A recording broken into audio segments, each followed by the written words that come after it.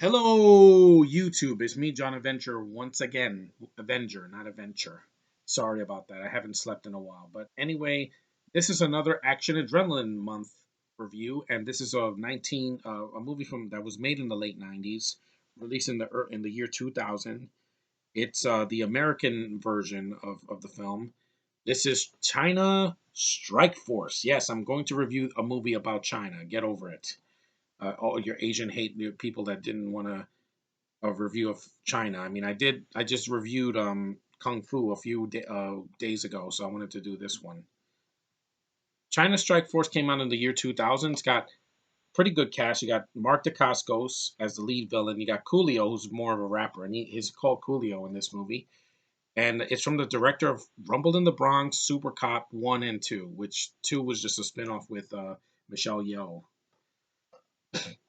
Yeah, it came out in Hong Kong December 21st, the year 2000. It grossed $20 million, which at the time that was a lot of money for an Asian film. And usually Asian movies do really well, especially since they don't have a bunch of CG in this. This is mostly practical wire work and really good stunt work and pretty good performances overall. Yeah, it has Aaron Kwok. He's one of the lead guys. What's his name? Darren Tong, and then you have Norika Fujiwara, who's the Japanese girl who has an accent and is undercover, and then you have Alexander as Alex Chung. Yeah, it's a mostly Asian cast except for Coolio, so that's pretty much it. And the film has a lot of this is a very fast paced action packed movie for 91 minutes. It does more in less than 2 hours than some movies do for 2.5 hours. Let's read the back. The hit making director of Rumble in the Bronx and Jackie Chan's First Strike, Stanley Tong, now brings you a fast paced, indeed high octane adventure where extortion, murder, and drugs fuel this action. The action for exciting star Mark Dacascos' Cradle to the Grave and hip hop headliner Coolio.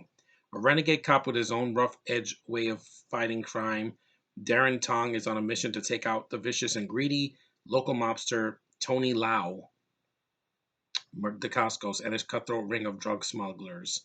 But if he hopes to bring down Lau and cripple his notorious crime syndicate, Tong must team up with a sexy undercover agent and infiltrate the bloodthirsty gang. If you're an action fan who demands adrenaline pumping excitement, nothing hits harder than China Strike Force. And I agree with that. It's not subtitled, it's mostly in English. And it's way better than the Mulan remake. You know why I could say that? R rated. That means it will show blood. There's a lot of blood, there's a lot of gunplay, there's a lot of stunt work. And like I said, you can see the action, which is always a huge plus from Asian cinema compared to some of the cinema we got now, where quick cuts, way too much editing, way too much shaky cam. You got people that don't know how to fight on screen, and also the choreography just looks sloppy. Here, it looks amazing. Almost everybody can fight in this movie. Dacascos, the lead guy, Fujiwara has a moments, and even the waiters in this movie can kick ass. And there's a lot of good, shots of like there's a bus scene, and there's a scene in a restaurant where they play a song. I'm not kidding, called "I Like Girls." Do I have to say anything else, guys? That puts a smile on my face. If you see my channel over the years, and I do like girls, especially Asian girls. You guys know my fetish for that. I mean, look at that. These beautiful, beautiful women in the movie. They're not all Chinese because the main Fujiwara is from Japan, but most of the cast is Asian, and it's really well done. After seeing the Shang-Chi trailer, which I'm looking forward to later this year, I want to see more cinema like this. Fast paced, mostly in English, and it respects They actually filmed it over there and didn't film it in like a backyard in Brooklyn, New York. They actually did it in China before the COVID. I think this was filmed in Hong Kong. Yeah, Hong Kong, which is close to China.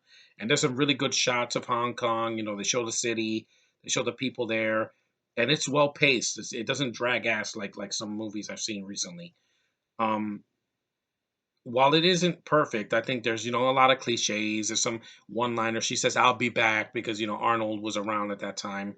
He was still an actor until like 2003, and it's not like it doesn't break new ground, but it entertains vastly over some of the films I've seen this year.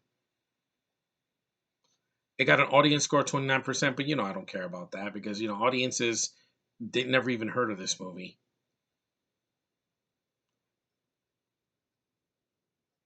But I do enjoy it for what it is. There's one reviewer that said, "Good story. The plot was good, but the storyline wasn't good enough. A couple of decent fights and car chases can't save this silly mess. Silly mess. It's supposed to be like that. I mean, it's a movie that's from the late '90s, early 2000s, and this is when like The Matrix was coming out. It doesn't have over the top CGI, bullet time or anything like that. It knows what it is, and it goes for it. And there's some comedic things that don't work. Like there's a scene where the captain is telling him about don't tell anybody, not your girlfriend, not your families, not your dog. I don't have a dog. And it's like, yeah.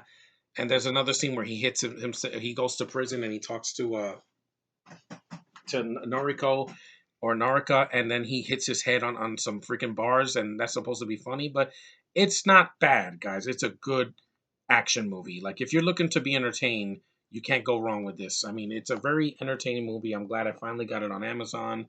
It's available for streaming in certain places, but if you've never seen it, I would say skip some of the movies that are coming out this year, like Cruella and whatever, and some other films, and just go see China Strike Force. It's worth your time, even during this pandemic. After the crazy shit I've been through, this movie entertained me, and I got it for a few bucks. It was worth it, and while it's not perfect, it still was good to watch during this pandemic, and I'm glad I got to finally see it.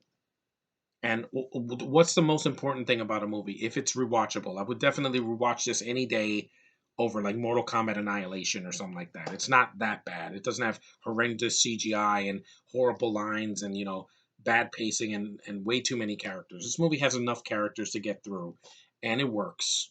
So if you've never seen this movie, it's worth your time.